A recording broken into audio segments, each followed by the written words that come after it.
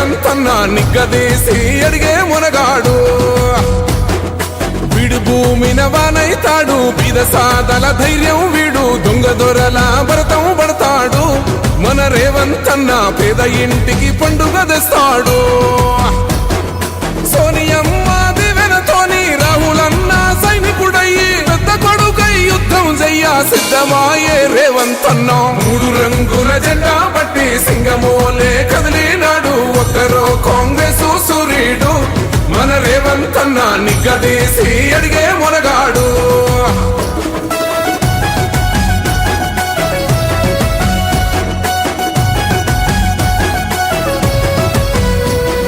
దడులెన్ని జరిగిన గాని దడువలేదు రేవంతన్న గంతకంతా ఎత్తుకు ఎదిగాడు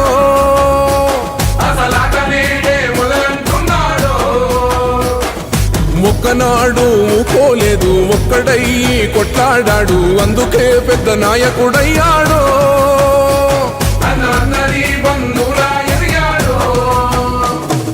అమరవీరుల త్యాగం చూసి అమ్మ సోనియ చలువతోటి వచ్చిన మన తెలంగాణ రక్షణే చేయమంటున్నాడు మూడు రంగుల జెండా పట్టి సింగమోలే కదిలినాడు ఒక్కరో కాంగ్రెస్ సూర్యుడు మన రేవంతన్న నిగ్గదీసి అడిగే మునగాడు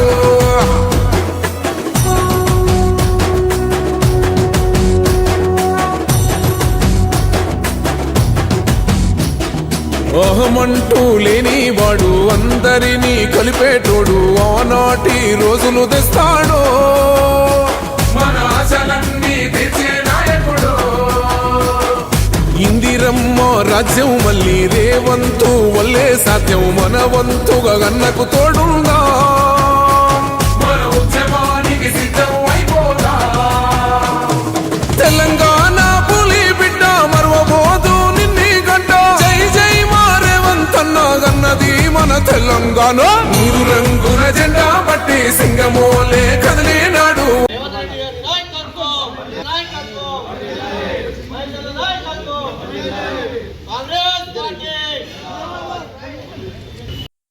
కాంగ్రెస్ ప్రభుత్వం ప్రజాప్రభుత్వం రైతు శ్రేయస్సు కోరే రైతు ప్రభుత్వం కాంగ్రెస్ ప్రభుత్వం 9,000 కోట్లు రైతు భరోసా విడుదల చేసిన సందర్భంగా నేడు రైతు భరోసా సంబరాలు రైతులతో కలిసి ఆర్మూర్ పట్టణంలోని మార్కెట్ యార్డ్లో జరుపుకుంటా ఉన్నాం. గత ప్రభుత్వాలు వరి వేస్తే ఉరి, నేడు కాంగ్రెస్ ప్రభుత్వంలో సన్నాలకు 500 బోనస్ ఇచ్చి కొనుగోలు చేస్తూ ఉంది.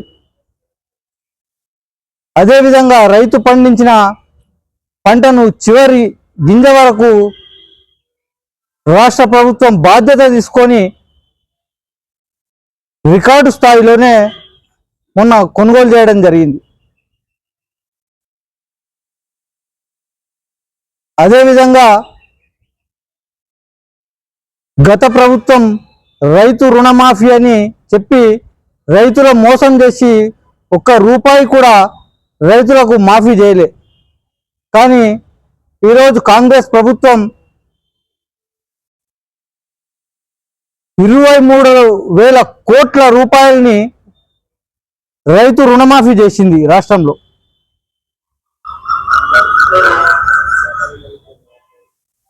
సీఎం రేవంత్ రెడ్డి గారు తన 20 సంవత్సరాల రాజకీయ జీవితంలో ఎన్నో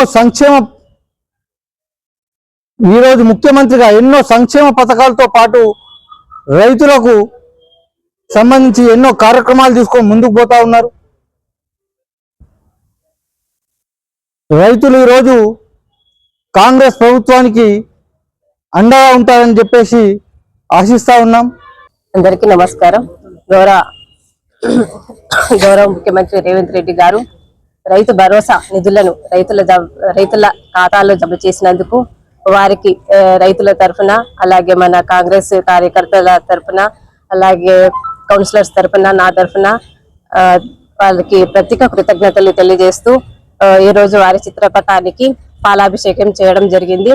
అలాగే రైతుల సంక్షేమానికి రాష్ట్ర ప్రభుత్వం పెద్ద పీట వేస్తుంది. అలాగే రైతు బాగుంటేనే రాజ్యం బాగుంటుందనే కృత నిశ్చయంతో కాంగ్రెస్ ప్రభుత్వం రైతాంగ సంక్షేమానికి కట్టుబడి పనిచేస్తుంది.